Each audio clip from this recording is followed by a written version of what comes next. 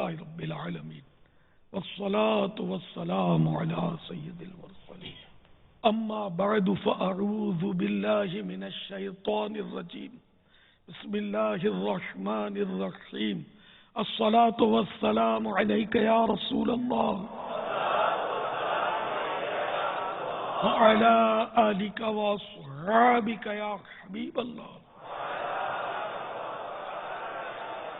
الصلاة والسلام عليك يا نبي الله وعلى آلك وأصحابك يا نور الله.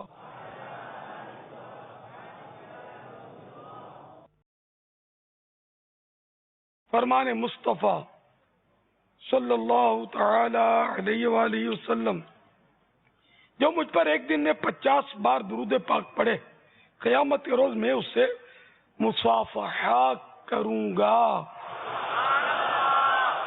مصافحہ کرنا یعنی ہاتھ ملانا، گلے ملنے کو معانقہ بولتے ہیں. صلو علی الحبیب صلی اللہ تعالی علی محمد. السلام علیکم. وعلیکم السلام ورحمۃ اللہ وبرکاتہ. مولانا صاحب سے گزارش ہے کہ عوام کو روشنی ڈالیں کہ ایک تاجر کو رمضان کیسے گزارنا چاہیے جس سے پوری امت مسلمہ کو کس طرح زیادہ سے زیادہ فائدہ ہو سکتا ہے. تاجر ہونا یہ کوئی الگ قوم نہیں ہے مسلمان میں، مسلمان ہی ہے سب. ابھی انہوں نے پیشہ تاجر کا اختیار کیا. کوئی ملازم ہوتا ہے، کوئی مزدور ہوتا ہے، کوئی ویسے بیچارہ بے روزگار ہوتا ہے. پھر کروڑوں جو اسلامی بہنیں ہوتی ہیں گھروں میں، وہ کچھ بھی نہیں ہوتی، نہ تاجر ہوتی ہیں نہ ملازمہ. تو بہرحال یہ کہ ہر ایک کو خوف خدا پیش نظر رکھنا چاہیے. تاجر کو اتنا نفع لینا چاہیے جس سے گاہک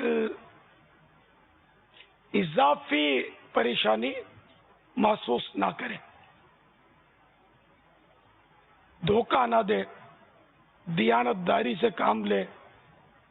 مال جیسا ہے یعنی مال وہ جیسا کہے ویسا ہو. یہ نہیں کہ مال کی بیجا تعریف کی اور وہ مال ایسا نہ ہو.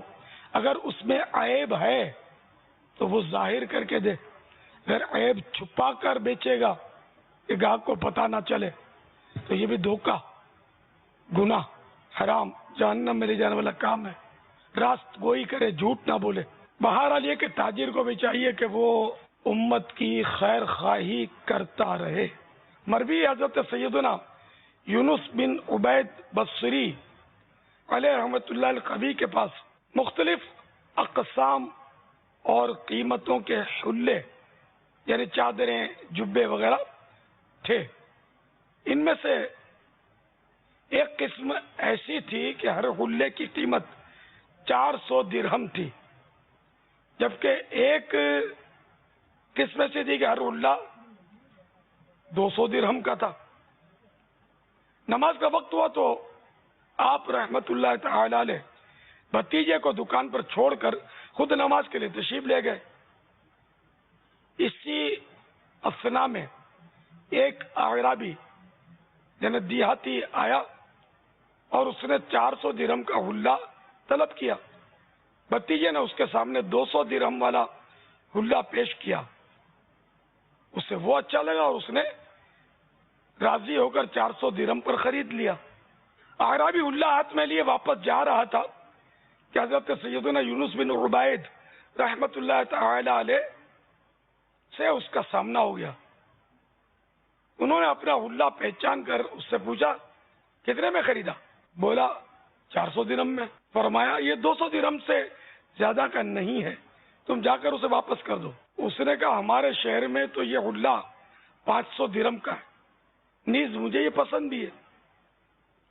آپ رحمت اللہ تعالی علیہ نے فرمایا واپس پلٹ جاؤ کہ دین میں خیر خواہی دنیا و مافیہا یعنی دنیا اور جو کچھ اس میں ہے اس سے بہتر ہے. چنانچہ آپ اسے واپس دکان پر لائے اور 200 درہم واپس کر دیے. پھر اپنے بھتیجے کو ڈانٹتے ہوئے فرمایا تمہیں شرم نہیں آئی؟ کیا تم اللہ سے نہیں ڈرتے کہ شے کی قیمت کے برابر نفع لیتے ہو اور مسلمان کی خیر خواہی کو ترک کرتے ہو؟ بھتیجے نے جواب دیا، میں نے اس کے راضی ہونے پر ہی اتنا زیادہ نفع لیا تھا۔ فرمایا، کیا تم نے اس کے حق میں وہ چیز پسند کی جو اپنے لیے پسند کرتے ہو؟ سبحان اللہ۔ یہ امام غزالی علیہ رحمۃ اللہ الوالی نے ایک آیت نقل کی ہے، نے آخر میں جو فرمایا کہ تم نے جو بات تم اپنے لیے پسند کرتے ہو وہ اس کے لیے کیوں پسند نہیں کی؟ تو وہ حدیث پاک ہے نا کہ تم میں سے اس وقت تک کوئی مومن کامل مومن نہیں ہو سکتا، مراد کامل مومن نہیں ہو سکتا جب تک جو بات اپنے لیے پسند کرتا ہے وہی اپنے دوسرے بھائی کے لیے پسند کرے۔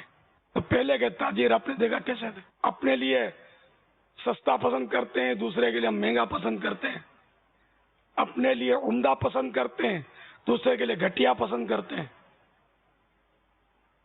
اپنے آرام کا خیال رکھیں گے، اسی آرام کی وجہ سے دوسرے کو پریشانی میں ڈال دیتے ہیں۔ تو یہ حدیث پاک بہت مفہوم وسیع رکھتی ہے۔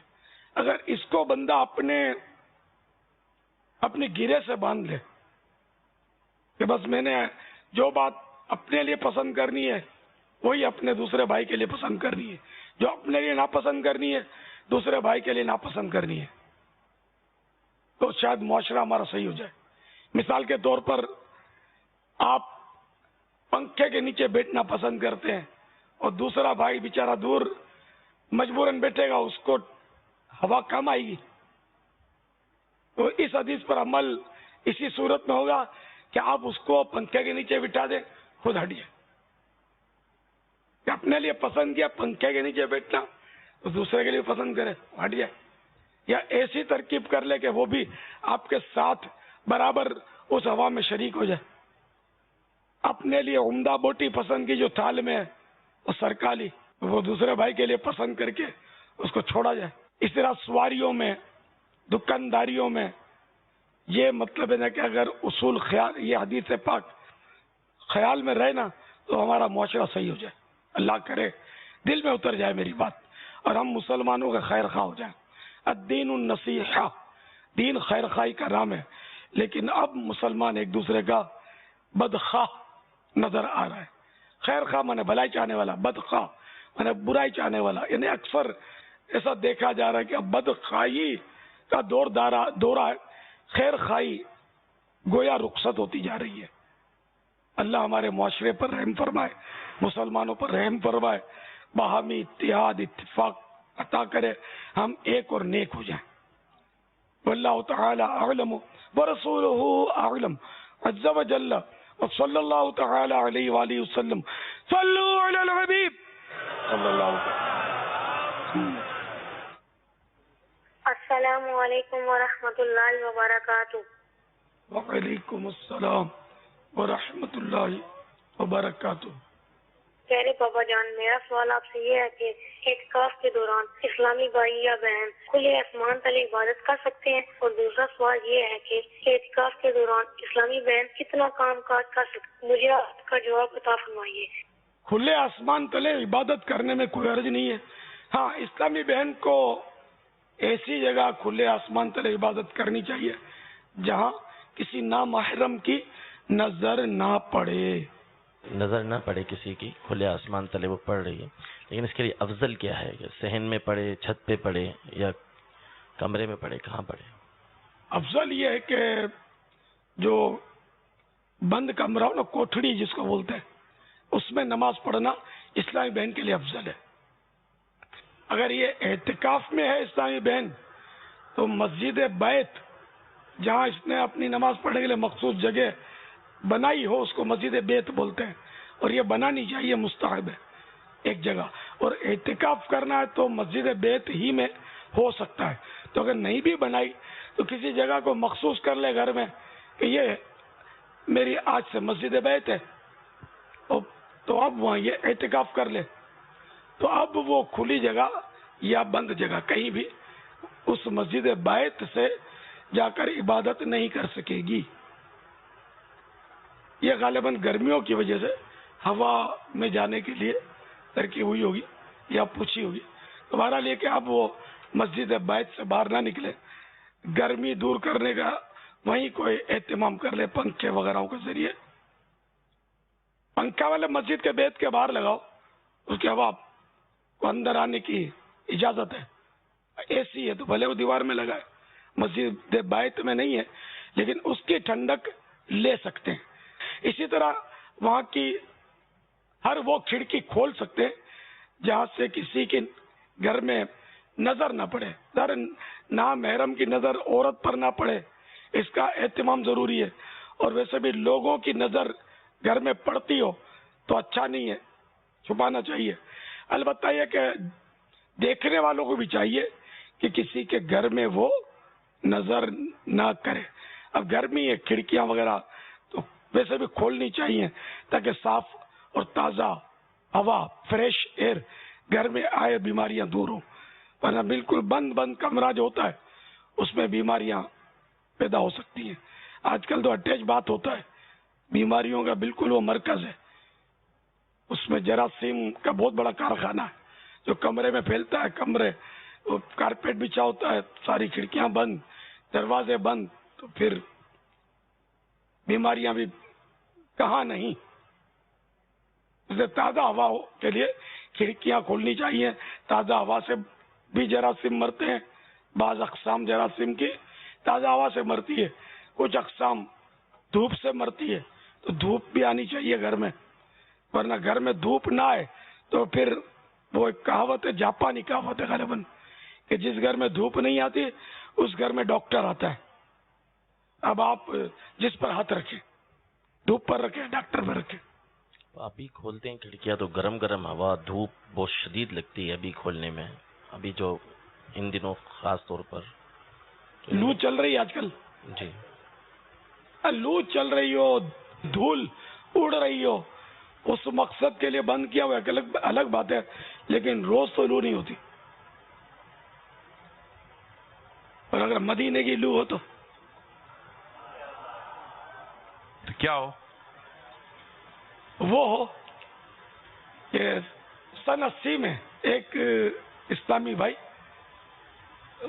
مدینے گئے تو جدہ شریف اترے تو اس کو اس کا دوست لینے آیا. اب وہ گرمیوں کے دن تھے, گرمی کی بھرپور حاضری تھی, اور لو ایسی اس نے دیکھی نہیں تھی کبھی, یوں سمجھ لو. اب وہ گاڑی ایئر کنڈیشن تھی لیکن بس وہ کھڑکی کھولتا تھا, ہاتھ باہر نکالتا تھا اور راہ مدینہ کی دھوپ اور لو سے لطف اندوز ہوتا تھا. تو اس لیے میں کہتا ہوں کہ مطلب اگر مدینہ کی لو ہو تو اور لطف آتا ہو تو یہ بڑے کرم کے فیصلے, یہ بڑے نصیب کی بات ہے. کسی کو بریانی اچھی لگتی ہے, کسی کو قورمہ روٹی اچھا لگتا ہے, تقسیم ہے اپنے اپنے.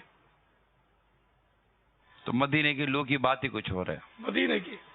مدینے کی جو ہے دھوپ ٹھنڈی ٹھنڈی ہے, چاؤں مہکی ہے, شہر مصطفیٰ تیری بات ہی نرالی ہے. چھاؤں تو ہے جگہ کی ٹھنڈی پر, چھاؤں تو ہے, چھاؤں تو ہے, چھاؤں تو ہے جگہ کی ٹھنڈی پر, دھوپ بھی دل ربا مدینے کی, دھوپ بھی دل ربا مدینے کی. وہ اسلامی بھائی کو آپ جانتے ہیں جو دروازے وہ گاڑی کی کھڑکی کھول کر ہوا لیتے تھے؟ اس کا جواب بھائی صاحب لے لیتے ہیں, کو بتائے یہاں پر بیٹھا ہوا فضان مدینہ. چلیں کون کون بتائے گا. وہ اسلامی بھائی کون تھے کہ جو سن 80 میں مدینہ منورہ کی حاضری ہے, لو چل رہی ہے اور کھڑکی کھول کر وہ ہوا لے رہے ہیں؟ کون نام بتائے گا؟ جو 1980 में पैदा हुए उनमें से पूछा है सब। वे जो भी बता दे, अब जो भी एक तादाद होगी जो अपने अंदाजे से बताएगी, जल्दी से।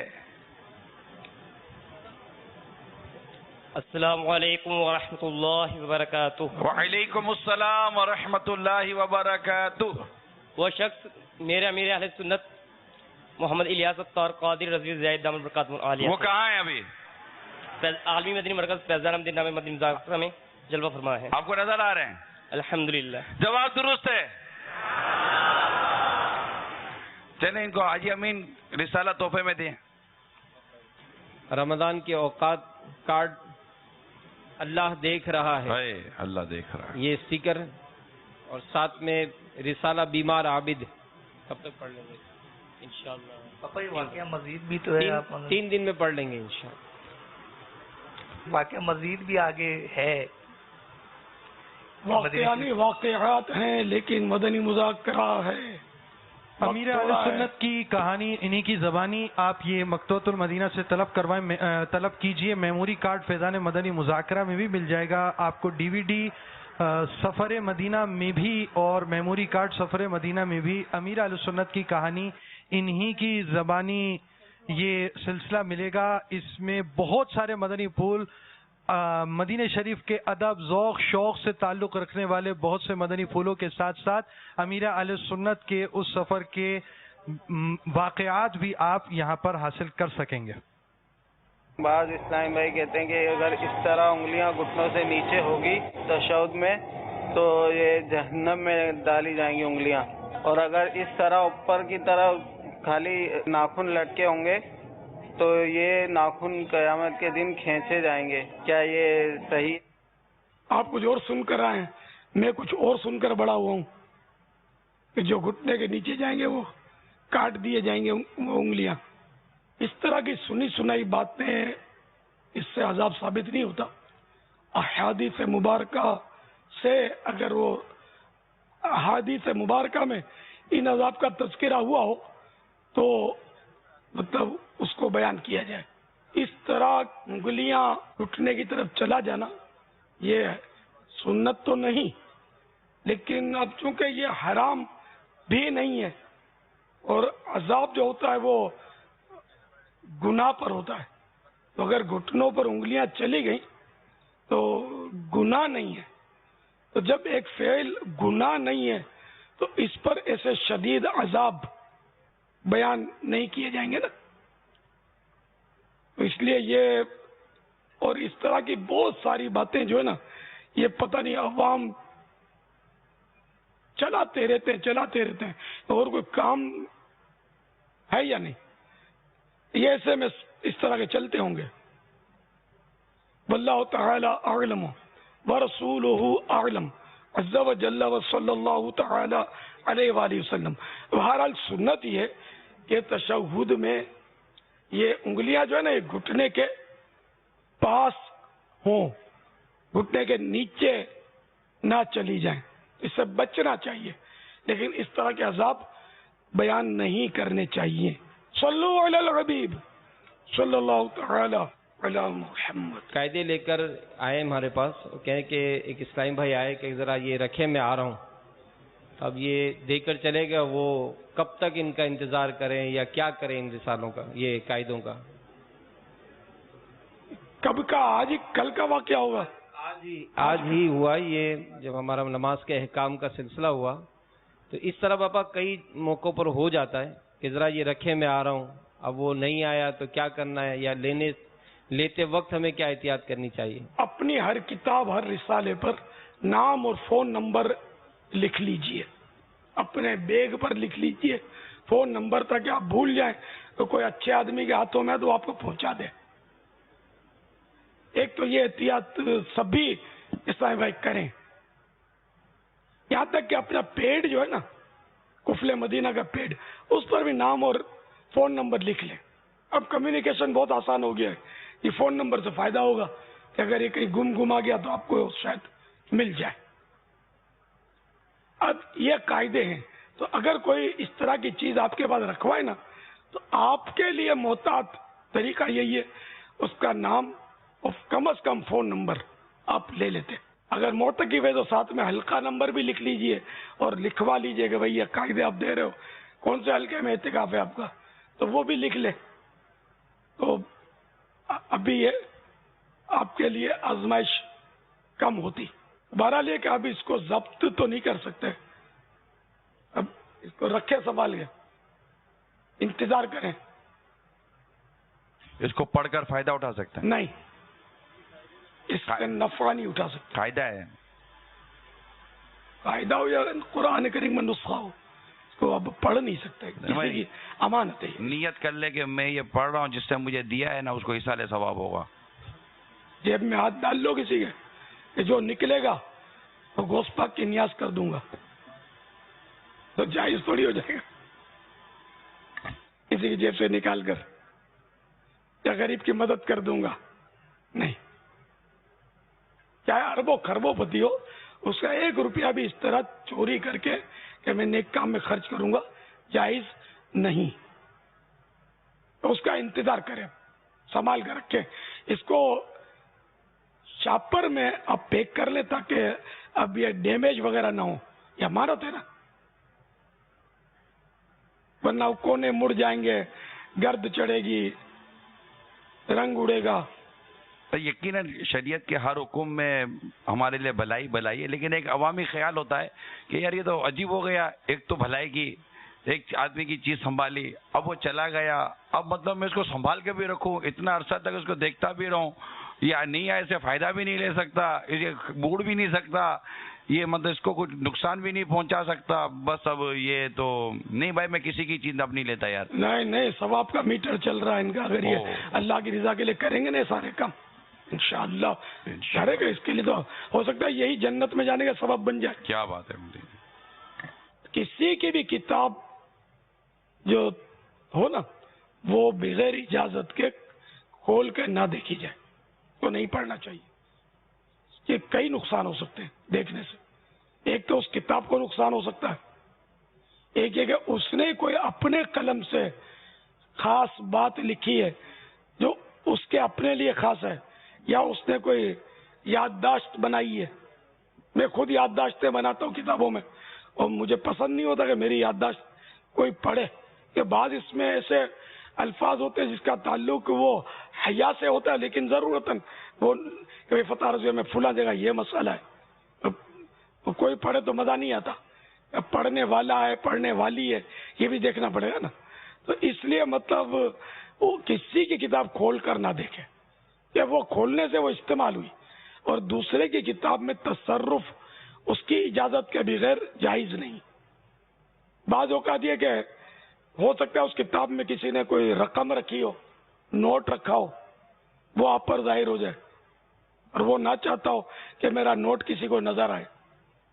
اگرچہ فوٹو والا نوٹ کتاب میں نہ رکھا جائے, لیکن اگر رکھ لیا تو اس کو گناہ بھی نہیں کہیں گے. یا کوئی جگہ نہیں ملی چھپانے کے لیے, اس میں اس نے چھپا دیا نوٹ, تو ملک تو اسی کی ہے نا جس نے اس میں چھپایا ہے. یا اس نے کوئی اپنا صفحہ وغیرہ ایک حساب سے ترکیب رکھی ہے کہ یہ صفحہ پر فلاں مسئلہ, آپ نے گھمانا شروع کیا, وہ صفحہ آگے پیچھے ہو گیا, اس کی ڈوری لگی ہوئی ہے, ڈوری نکال کر آپ نے اپنی مرضی سے کہیں لگا دی.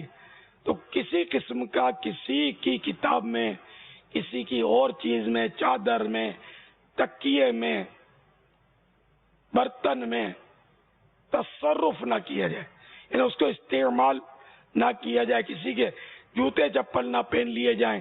عام طور پر لوگوں کی عادت ہوتی ہے کہ مسجد کے باہر وہ سیڑھی پر جہاں جوتے اتارے جاتے ہیں, استنجا خانے جانا ہوتا تو کسی کے چپل پہنے اور استنجا خانے میں گھس گئے. بالکل یہ ناجائز کام ہے, گناہ ہے. اب بھلے نا بعض اوقات یہ مولانا جو ہوتے ہیں نا داڑھی والے, یہ بھی بول دیتے پہن جاؤ, جیسے اس کی ذاتی ملک ہے. آزمائش زیادہ تر اس وقت آدمی آزمائش ہوتی ہے, ہو جاتی ہے کہ بابا جیسے کہ اگر میری چپل ہے, کوئی استنجا خانے میں جانا چاہتا ہے اور میں چپل اتار کے مسجد میں آ رہا ہوں, اور کوئی میرا ہی جاننے والا نکلا, عمران وہ چپل پہن کے چلا جاؤں, اب میں اس کو منع کرنا ہے جو ہے نا, بعضوں کا ایسا موبیدار آدمیوں کے سامنے منع کرنا بھاری پڑ جاتا ہے. تو کوئی چیز جب کسی سے مانگی جاتی ہے نا, بابا آپ کا وہ بیلنس ختم ہو گیا ہے, ذرا موبائل دینا, مجھے فون کرنا ہے. اب بیلنس اس کا ختم ہوا ہے, پریشانی مجھے ہو رہی ہے, وہ یہ دے دینا ذرا یہ کام کرنا ہے, یہ دے دینا ذرا یہ کام کرنا ہے. تو ایک دوسرے کی جو چیزیں مانگنے کا جو ہمارے یہاں رجحان ہے نا, بعض اوقات بے تکلفی تعلقات ہوتے اچھے, لیکن کوئی چیز میری مانگے نا تو بعض چیزیں دینا بھاری پڑتا ہے. تو اب یہ مزاج کو یا اتنی سمجھ ہم کہاں سے لے کر آئے کہ یار مجھے کیا لینا ہے کیا نہیں لینا ہے, کیا مانگنا ہے کیا نہیں مانگنا. اب اتنے سارے ہزاروں صحابہ بیٹھے ہوئے ہوتے ہیں, 2-4 دن میں سلام دعا اچھی ہو جاتی ہے, تو ایک دوسرے کی چیزیں لینا مانگنا شروع کر دیتے ہیں, بدمزگی بڑھتی ہے. پڑوسی آپس میں ایک دوسرے کی چیزیں کچھ زیادہ ہی مانگنا شروع کر دیتے ہیں. حتیٰ کہ اب افطار کا وقت ہے, کسی گھر میں کیچپ نہیں ہے تو بچوں کے لیے کیچپ بھی پڑوسی سے مانگ لیں گے. وہ آج کیچپ ختم ہو گیا, ذرا کیچپ دیجیے گا. بچے پکوڑے کسے کھائیں گے, بچے سموسے کسے کھائیں گے. تو اب یہ کیچپ بھی مانگنا ہے تو فلاں چیز بھی مانگنی ہے, فلاں چیز بھی مانگنی ہے. تو اب اس میں مزاج کیا ہونا چاہیے بندے کا؟ حضرت سیدنا ثوبان رضی اللہ تعالیٰ عنہ کا مزاج شریف دیکھتے ہیں کہ اگر گھوڑے پر سوار ہوتے اور چابک بھی ہاتھ سے نکل جاتا, زمین پر تشریف لے آتا, تو کسی کو بولتے نہیں کہ ذرا اٹھا دینا, خود گھوڑے سے اترتے اپنا چابک اٹھا لیتے. انہوں نے عہد کیا ہوا تھا سرکار سے صلی اللہ تعالی علیہ وآلہ وسلم. بعض صحابہ نے اس بات پر سرکار سے بیعت کی تھی کہ کسی سے سوال نہیں کریں گے, تو پھر وہ اس طرح کسی سے بھی سوال نہیں کرتے. یہ اٹھا دینا, یہ رکھ دینا, ذرا وہ پانی بھر دینا, پانی پلا دینا, کوئی بھی سوال نہیں, ہر کام اپنے ہاتھ سے. اگرچہ بعض صورتوں میں یہ سوال جائز ہوتا ہے, لیکن بعض صورتوں میں ناجائز ہوتا ہے. یعنی ایک تو کسی سے پیسے مانگنا, سوال کرنا, یہ تو ہی مطلب اس کا اپنا حکم ہے کہ جیسے بھیک مانگتا ہے تو یہ تو بھیک مانگنا تو حرام ہے. تو اسی طرح کسی سے کام کروانا یہ بھی سوال ہی کی ایک قسم ہے. جیسے اب کسی کو بولا کہ ذرا یار یہ میری دیوار کو چورا کر دینا, یہ بھی سوال ہے. ذرا کسی کو بولنا کہ یار یہ میری بوری جو ہے ذرا اٹھا کے وہاں پہنچا دینا,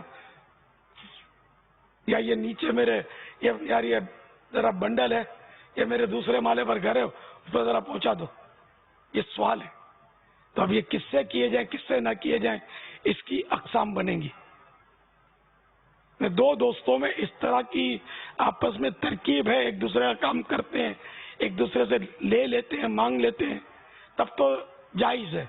ورنہ عام آدمی سے اس طرح کے سوالات جو میں نے مثالیں دیا یہ ناجائز ہے, کیونکہ یہ مشقت والے کام ہے.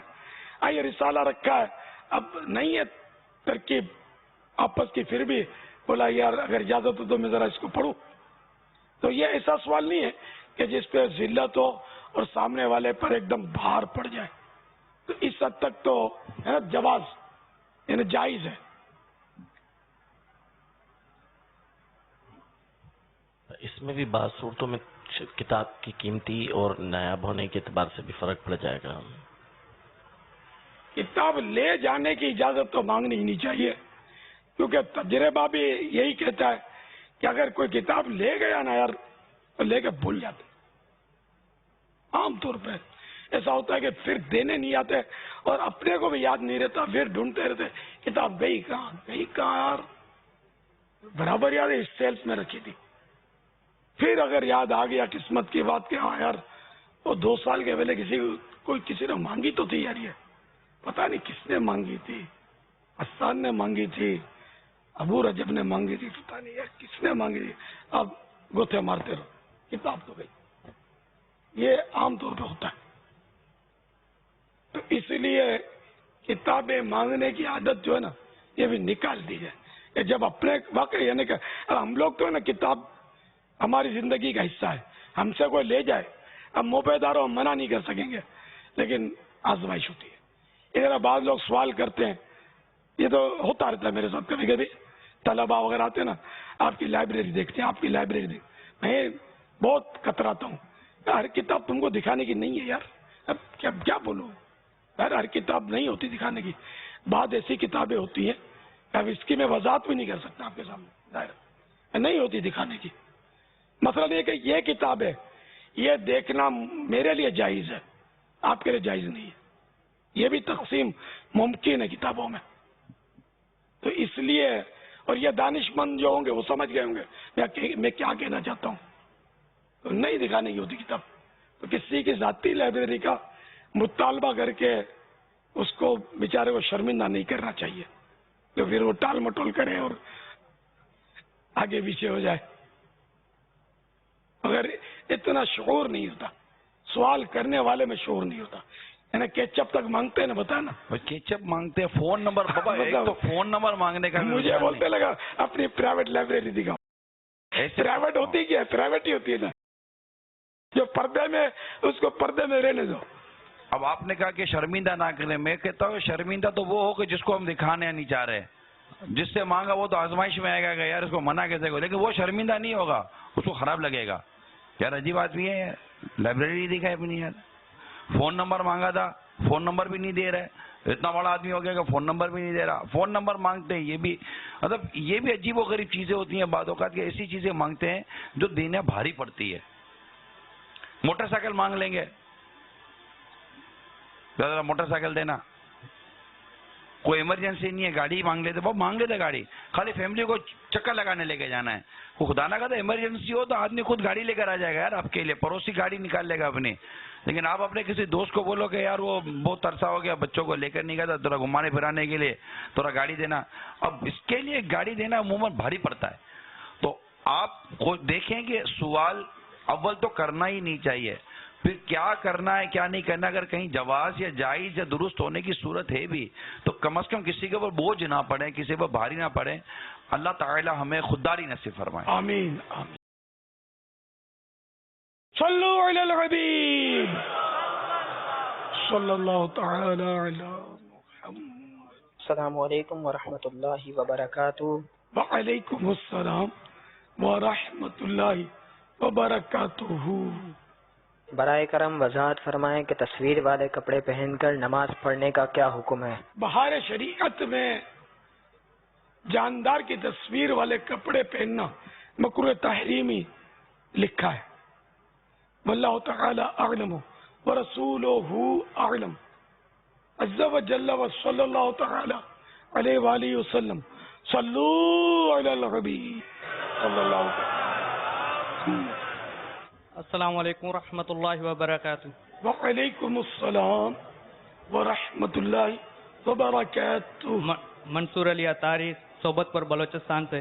باپا جان میرا یہ سوال ہے کہ سخت گرمی کے موسم میں عموماً مرد حضرات کرتا وغیرہ اتار کر گھر یا محلے میں گھومتے پھرتے رہتے ہیں، اس میں کیا احتیاطی ہونی چاہیے؟ ماشاء جو صرف پاجامہ پہن کر گھومے اس کی عدالت ساقط ہو جاتی ہے. اب یہ جملہ آڈ ہے بہت. عادل ایک مسلمان کی قسم ہے، عادل. دیکھیں جو بہترین مسلمان اس کو سمجھ لو، نیک ہی نہیں نیک ترین مسلمان وہ عادل ہوتا ہے. جیسے صحابہ، سب کے سب صحابہ عادل ہیں. وہ رویت ہلال میں چاند کی گواہی کا بھی لکھا ہے کہ عادل مسلمان گواہی دیں، اور اب عادل کہاں سے لائیں؟ تو بہرحال یہ کہ وہ معیوب انداز ہے، اور بعض صورتوں میں بے حیائی بھرا انداز ہوتا ہے کہ صرف پاجامہ پہن کر اور بنیان تک اتار دے اور گھوم رہا ہے گلیوں میں. تو یہ بری بات ہے، اس سے بچنا چاہیے. اچھا انداز نہیں. کوئی بھی مہذب آدمی ایسا کرے گا بھی نہیں. یہ بازاری قسم کے جو لوگ ہوتے ہیں نا وہ اس طرح کریں گے. اس کے لیے ایک لفظ مخصوص ہے، ننگ دھڑنگ. ننگ دھڑنگ بولتے ہیں جو صرف پاجامہ یا تہبند باندھ کر اور اوپر کا بدن بالکل ننگا ہو. یہ بعض ملنگ ہوتے ہیں ننگ دھڑنگ. تو یہ انداز اچھا نہیں ہے، غلط انداز ہے، تو بچنا چاہیے. لیکن اگر وہ بے پردگی نہیں ہو رہی اس کی تو اب یہ انداز ناجائز اور گناہ نہیں کہلائے گا. بس یہ اس کو اچھی بات نہیں ہے، بد تہذیبی ہے، یوں سمجھ لو. ہاں گھر میں چار دیواری میں چل جائے جبکہ ماں بہنیں نہ ہو، اکیلا ہو. کیونکہ ورنہ وہی بے پردگی والی صورت تو بنے گی نا، اس میں امکان قوی ہے، پردے میں پردہ جو ہم بولتے ہیں وہ نہ رہے گا، اس میں خطرہ ہے۔ اسی لیے وہ بنیان بھی اب تو اپنے یہاں بکتے ہیں کہ بنیان میں کپڑے کا ٹکڑا دونوں طرف لگا لیتے ہیں، تاکہ اگر کرتا اتارے بھی اور صرف بنیان گھر میں بندہ پہنے تو پردے میں پردہ رہے اس کا۔ اور یہ جو میں کہنا چاہتا ہوں، جس میں تھوڑی بہت بھی سمجھ ہے، وہ سمجھ رہا ہوگا کہ میں کیا کہنا چاہتا ہوں۔ تو ہونا یہی چاہیے کہ جتنی بھی حیا جتنی بھی ہو اچھی ہے۔ واللہ تعالی اعلم ورسولہ اعلم عز وجل وصلی اللہ تعالی علیہ وآلہ وسلم صلو علی الحبیب صلی اللہ تعالی علی محمد۔ السلام علیکم ورحمۃ اللہ وبرکاتہ۔ وعلیکم السلام ورحمۃ اللہ وبرکاتہ۔ پیارے باپا جان، میں بنگلہ دیش کے شہر ڈھاکہ فیضان مدینہ سے بول رہا ہوں۔ میرا نام محمد شعیب رضا قادری عطاری ہے۔ پیارے باپا جان، قبر کے اوپر سے گزرنا کیا یہ درست ہے یا نہیں، ارشاد فرما دیجیے، اور بنگلہ دیش والوں کے لیے مغفرت کی دعا فرما دیجیے۔ السلام علیکم ورحمۃ اللہ وبرکاتہ۔ وعلیکم السلام ورحمۃ اللہ وبرکاتہ۔ بنگلہ دیش کے جامعۃ المدینہ سے انہوں نے سوال کیا، بہترین گرین پردہ لٹکا ہوا تھا۔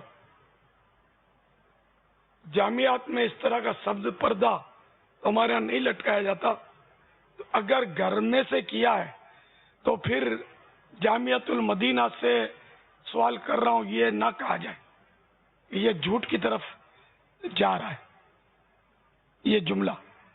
تو اس میں یہ کہا جائے کہ میرا تعلق جامعۃ المدینہ سے ہے، کر کے سوال کر لے، کوئی عرض نہیں ہے، پھر دنیا کے کسی بھی کونے سے کرے، کسی کے بھی گھر سے کرے۔ تو خیر مجھ پر واضح نہیں ہے، ہو سکتا ہے اپنے گھر سے پردہ لائے ہوں اور یہ لٹکا اگر پھر یہ بنایا ہو گلدستہ سوال کا، عارضی طور پہ لٹکا لیا ہو، اور اس میں میرے جامعۃ المدینہ کی دیوار میں کیلے بھی نہ ٹھوکی ہوں۔ یہ وقفی جگہوں پہ اپنی مرضی سے جدھر آیا ہو کیلے ٹھوکنے کی اجازت تھوڑی ہے، ورنہ پھر اس کے تاوان کے مسائل کھڑے ہوں گے۔ مسلمان کی قبر پر پاؤں رکھنا یہ حرام اور جہنم میں لے جانے والا کام ہے۔ اب اوپر سے گزرنا اس طرح کے قبر پر پاؤں نہ پڑے، اس کا جواب معلوم نہیں ہے۔ واللہ تعالی اعلم ورسولہ اعلم عز وجل وصلی اللہ تعالی علیہ وآلہ وسلم صلو علی الحبیب صلی اللہ تعالی علی محمد۔ السلام علیکم ورحمۃ اللہ وبرکاتہ۔ وعلیکم السلام ورحمۃ اللہ وبرکاتہ۔ میں محمد اسلم اطاری سردار آباد فیصل آباد سے عرض کر رہا ہوں۔ حضور یہ سوال پوچھنا ہے کہ جماعت کے ساتھ نماز ادا کرتے وقت اکثر یہ وسوسہ آتا ہے کہ شاید امام نے اللہ اکبر کہا اور میں نے اللہ اکبر نہیں کہا، ویسے ہی ہاتھ باندھ لیجیے۔ تو اس صورت میں شرعی مسئلہ کیا ہے؟ کیا وہ نماز ہو جاتی ہے یا مجھے وہ وسوسہ آتا ہے، کبھی کہہ لیتا ہوں کبھی شاید رہ جاتا ہوگا؟ جواب عطا فرما دیجیے۔ السلام علیکم ورحمۃ اللہ وبرکاتہ۔ وعلیکم السلام ورحمۃ اللہ وبرکاتہ۔ اگر یہ واقعی وسوسہ ہے تو وسوسے پر توجہ نہ دی جائے۔ شیطان کا کام ہی وسوسے ڈال کر ہماری عبادتوں کو برباد کروانا ہے۔ وسوسے سے کوئی میں نے کہا آپ کی تکبیر تحریمہ پر فرق نہیں پڑے گا، جبکہ واقعی تکبیر تحریمہ کہلی ہے۔ اگر کہیں ہی نہیں ہے تو یہ وسوسہ نہیں ہے، یہ تو کنفرم ہے، تکبیر تحریمہ تو کہنی ہوگی۔ یہ طے آپ نہیں کرنا ہے کہ یہ وسوسہ ہے یا حقیقت ہے۔ تو اس طرح کے وسوسے آتے ہیں نماز میں، تو نماز شروع کرنے سے پہلے الٹے کندھے کی طرف، لیفٹ شولڈر کی طرف رخ کر کے 3 بار تھو تھو کر دیں، تھوک نہ اڑے، اور اگر لوگ موجود ہو تو اس طرح کریں کہ ان کو سمجھنا پڑے گا آپ کیا کر رہے ہیں، نہیں تو پھر سوال جواب ہوگا، تعجب کریں گے. تو یہ کرنے کے بعد لا حول شریف پڑھ لیں، یعنی لا حول ولا قوت الا باللہ یہ کہہ لیں پورا. اگر مزید پڑھ لیں لا حول ولا قوت الا باللہ العلی العظیم تو یہ بھی صحیح. اور نماز میں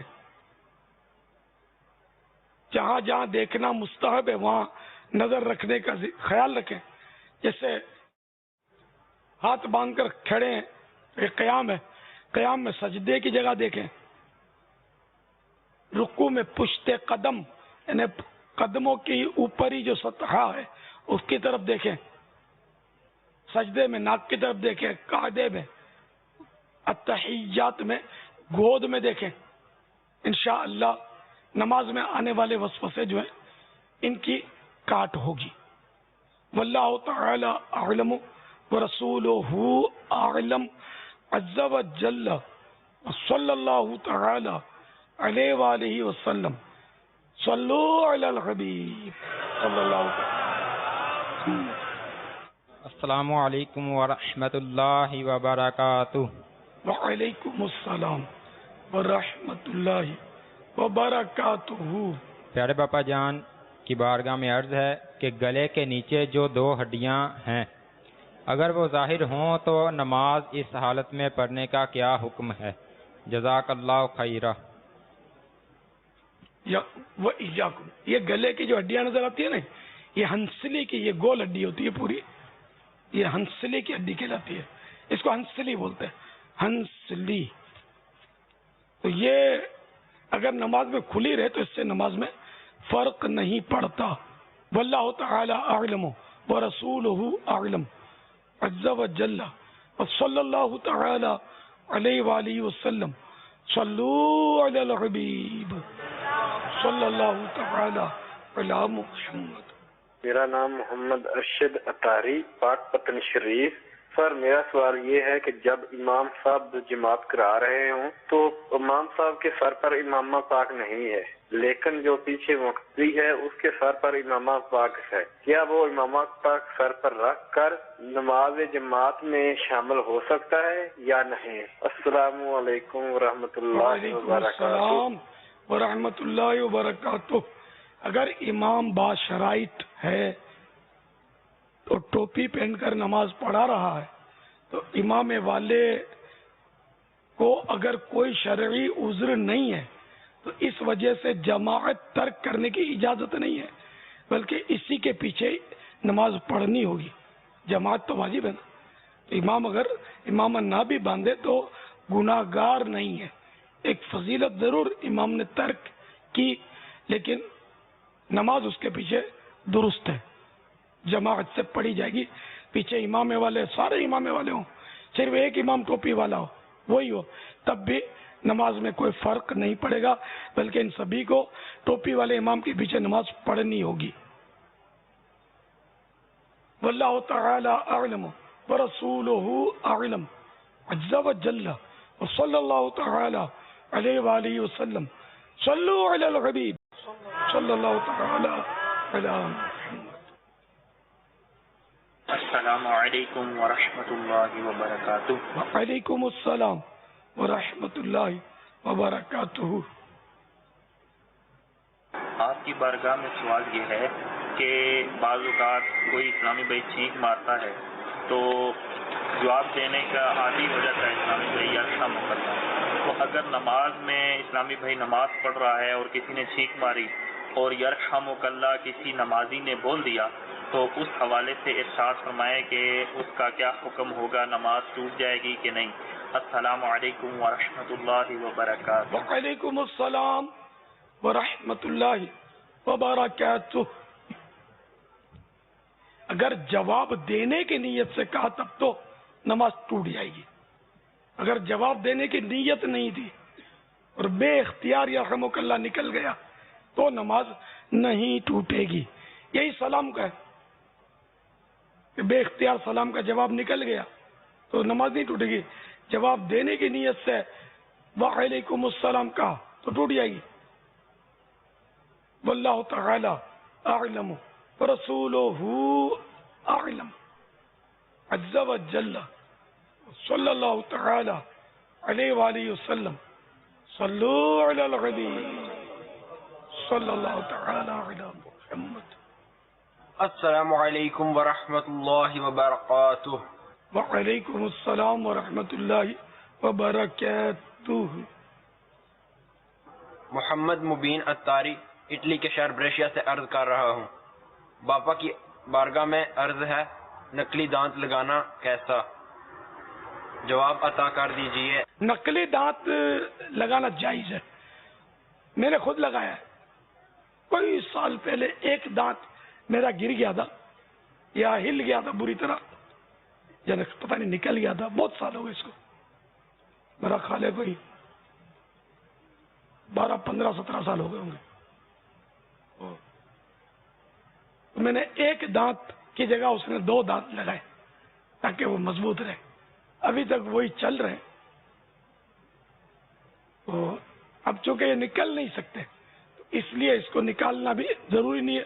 وضو غسل کسی میں بھی نکالنے کی نکل ہی نہیں سکتے. یہ کھینچنے سے نکلیں گے تو پھر دوبارہ لگیں گے نہیں, بلکہ تکلیف ہو جائے گی نکلیں گے تو اس میں وضو اور غسل میں بھی کوئی فرق نہیں پڑتا.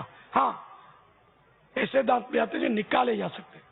تو جو دانت نکالے جا سکتے ہیں ان کو نکال کر وضو میں اس جگہ کلی میں پانی پھرانا یہ سنت موقدہ, اور غسل میں فرض.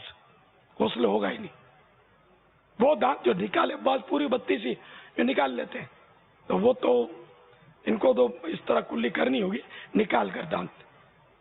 اور جو نہیں نکلتے تو اب ویسے ہی کلی کر لے. وہ وضو غسل میں وہ جو بھی سنت فرض ادا ہو جائیں گے. واللہ تعالی اعلم ورسولہ اعلم عز وجل صلی اللہ تعالی علیہ وآلہ وسلم صلو علی الحبیب صلی اللہ تعالی. السلام علیکم ورحمۃ اللہ وبرکاتہ. وعلیکم السلام ورحمۃ اللہ وبرکاتہ.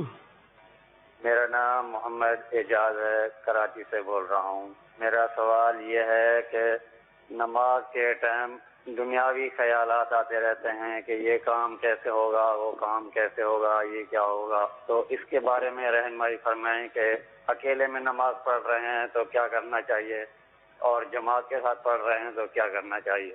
جزاک اللہ خیر. نماز سے پہلے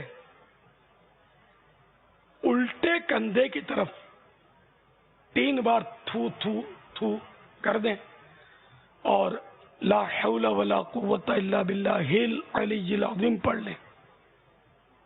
اور نماز کے دوران جن جگہوں پر نظر رکھنا مستحب ہے ان پر نظر رکھیں. مثلا قیام میں سجدہ گاہ کی طرف, رکوع میں پشت قدم یعنی قدموں کی اوپری سطح پر, سجدے میں ناک پر, اور التحیات میں گود میں نظر رکھیں. تھو تھو کرتے وقت یہ دیکھ لیں کہ صف بنی ہوئی ہے تو لوگوں کو تشویش نہ ہو کہ آپ یہ کیا کر رہے ہیں تھو تھو. تو اس لیے وہ ترکیب سے تھوک اڑانے کی تو ضرورت ہی نہیں ہے. صرف ترکیب سے جیسے یوں بائیں طرف ہم نے یوں کیا اور اس طرح کر دیا کہ کسی کو سمجھ نہ پڑے. اور مکتبۃ المدینہ کا مطبوع رسالہ وسوسے اور ان کا علاج یہ مطالعہ کر لیجئے, بلکہ اس کا تو سبھی کو مطالعہ کرنا چاہیے. بہت پیارا رسالہ ہے. وسوسے کس کو نہیں آتے, سبھی کو اس کا مطالعہ کرنا چاہیے. وسوسوں کے لیے بہترین معلومات انشاءاللہ اس میں ملے گی آپ کو. یہ رسالہ آپ مکتبۃ المدینہ سے طلب بھی کر سکتے ہیں. www.dawatistami.net www.amirahlussunnat.net سے بھی یہ رسالہ حاصل کر سکتے ہیں, اور امیر سنت کے مدنی مذاکرے اور دیگر سلسلے بھی آپ اس ویب سائٹ سے حاصل کر سکیں گے. واللہ تعالی اعلم ورسولہ اعلم عز وجل وصلی اللہ تعالی علیہ وآلہ وسلم صلو علی الحبیب صلی اللہ تعالی علی محمد. پاپا یہ ارشاد فرمائیں کہ گھروں میں جو اسلامی بہنیں افطار کا انتظام کرتی ہیں تو اب ظاہر ہے کہ گرمی ان کو بھی لگتی ہوگی جسے آج کل موسم چل رہا ہے، مگر یہ باورچی خانے میں کھڑے ہو کر ان کا کام کاج بھی کرنا، پھر کھانا پکانا، اور مطلب اس وقت بھی ہو سکتا ہے کہ کئی مطلب کہ وہ کہتے ہیں نا زبانیں سوکھی دکھا کر تو سب کی حالتیں گھر میں بری ہوں، لیکن وہ بیچاری اس وقت باورچی خانے میں چولہے کے اوپر تلا تلی میں مصروف ہوگی، پتہ نہیں کیا کیا کر رہی ان ہوگی. کو ابھی ہم مسئلہ بتانے بیٹھے ہیں. مسئلہ نہیں بتا رہا ہوں میں، ان کی حوصلہ افزائی کے لیے کہہ رہا ہوں کہ بیچاری ہو سکتا ہے ان کے کانوں میں آواز جاری ہو یا تھوڑی تھوڑی کچھ ہمارے یعنی گھر میں سے کر کوئی تعریف نہیں کرتا تو نہ کرے. مندی جنہیں سے باپا تو اپنی مندی بیٹیوں کو کچھ حوصلہ دے دیں، ان کو ثواب ملے ان تمام چیزوں کا. یہ تو ہم یہ نہیں کہہ سکتے کہ یہ چھوڑو، ان کو ثواب ملے ان چیزوں کا، اس کے لیے ان کو کیا کرنا چاہیے؟ یہ ایسی اس معاملے میں تو بیچاریاں مطلب مجبور ہوتی ہیں کہ پنکھا بھی نہیں چلا سکتی. پنکھا چلائیں گے نا تو چولہے پر جب پنکھے کی ہوا جائے گی نا تو اس کی لو نیچے کی طرف رخ کرے گی تو ہیٹ کم ہو جائے گی تو کھانا نہیں پکے گا، تو بغیر پنکھے کے یہ پکائیں گی، مجبوری ہے. اب یہ کہ اے سی والے جو گھر ہیں ان میں ہو سکتا ہے کہ سینٹرل اے سی میں کچھ فیز مل جاتا ہو اے سی کا. اب ہر گھر میں تو اے سی نہیں ہوتا نا، ہمارے یہاں تو ویسے ہی غربت زیادہ ہے، پھر بجلی میں آنکھیں دکھاتی رہتی ہے. واقعی یہ بس نفس کی حرص ہے گھر والوں کی، اس کو مجبور کر کے بنا دیا کنیز، پکاتی رہے، چاہے وہ بیٹے ہوں چاہے بیٹوں کا ابو ہو، مجبور ہوتی ہے پکاتی ہے. نہیں پکائے گی تو گھر نہیں چلا سکتے. یہ کتنا عجیب میٹر ہے جو ابھی آپ نے کہا، مجبور ہے. مجبور اس کو پتہ ہے دسترخوان پر اگر میں نے 2 چیزیں یہ نہ رکھی، 3 چیزیں یہ نہ رکھی، میٹھے میں یہ نہ، یعنی پورا مطلب کہ ایک مینیو ہے، ایک چیز بھی کم ہوگی تو اس بیچاری کو سننی پڑے گی، نمک مرچی تیز زیادہ ہوگی تو بیچاری کو سننی پڑے گی، اور وقت پر گرم گرم نہ ملے اور ٹھنڈا ہو جائے تو بھی اس کے لیے پرابلم ہوگا. ہاتھ بٹانے والے 1-2 اکا دکا ملے تو ملے، مگر یہ بیچاریاں ان سے ہمدردی بھی کوئی نہیں کرتا عمومی طور پر. آج تم نے پکوڑے کچے رکھ دیے ہیں، روزہ لگاتا لگتا ہے تم کو. صلو علی الحبیب صلی اللہ علیہ وسلم.